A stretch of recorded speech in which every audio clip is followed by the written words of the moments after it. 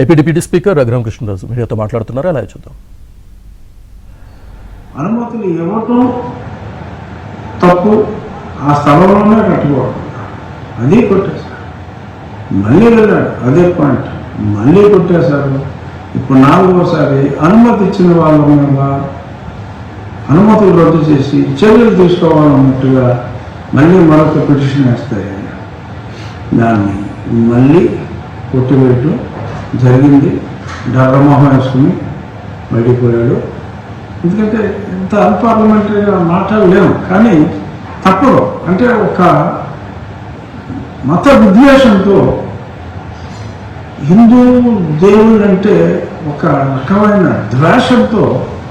ద్వేషభావంతో మరి అతని వెనక మరికొందరు నీలి కుమారులు కలిసి మత విద్వేషంతో చేస్తున్న ఈ చర్య, రామాలయం స్థానే మరొక రామాలయాన్ని పునర్నిర్మించుకుంటాం, అది శిథిలమైందంటే కూడా ఏమాత్రం వెనక్కి తగ్గకుండా ఇన్నిసార్లు దాడి చేయటం అనేది నిజంగా అది సహించలేని విషయం.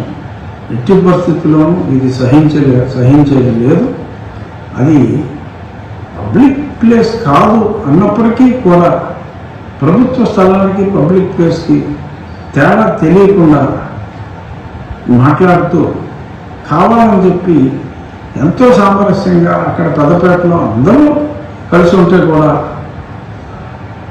ఇతను కావాలని చెప్పి చిచ్చు పెట్టే విధంగా మరికొందరు నీలి కుమారుల ప్రమేయంతో ఇలా చేయటం అనేది చాలా తప్పు.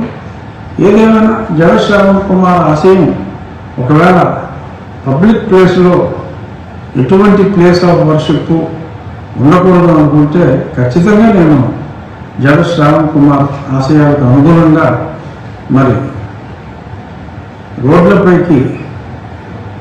రోడ్ల పక్కన పబ్లిక్ ప్లేస్లోకి చొచ్చుకు వచ్చిన చర్చిలు కానీ దేవాలయాలు కానీ ఏదైనప్పటికీ కూడా ఎక్కువగా చర్చిలో ఉన్నట్టున్నా అతని ఆశయాలకు అనుగుణంగా కూడా నేను పనిచేయాలి అనుకుంటున్నాను.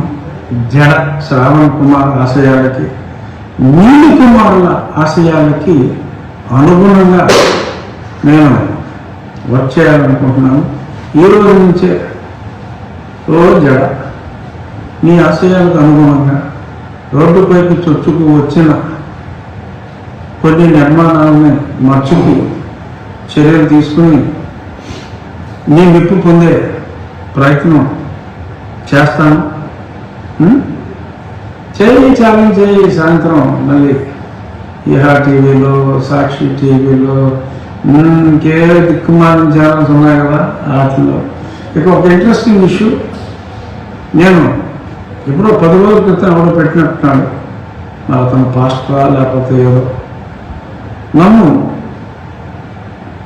అప్పుడు ఫస్ట్లో ఉన్న పిటిషన్ ఎటువంటి స్టే ఇవ్వనప్పుడు శ్రావణ్ కుమార్ స్టే వచ్చిందని చెప్పినప్పుడు సంతోషంతో చంకలు కొట్టుకుంటూ ఒక క్రైస్తవ మత ప్రచారకుడు ఒక వీడియో పెట్టాడు.